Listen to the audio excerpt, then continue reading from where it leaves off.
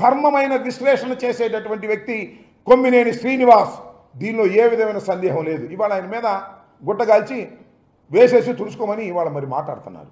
Yes, ఆయన పేరు రాజు గారు వచ్చారు, విశ్లేషకులు. ఇవాళ కొత్తగా రావట్లేదే, చాలా ఛాన్స్కి వెళ్తున్నాడే. ఆయన ఒక అభిప్రాయాన్ని వ్యక్తం చేశాడు, అది తప్పు కావచ్చు. దానికి సాక్షికి సంబంధం ఏంటి?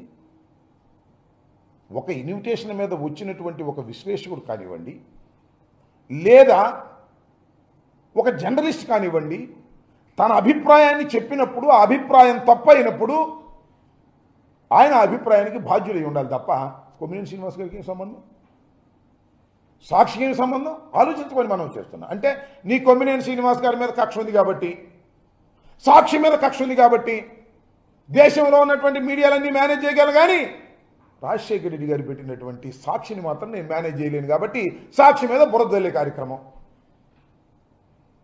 సాక్షిలో పనిచేస్తున్న వారి మీద బురదల్లే కార్యక్రమం.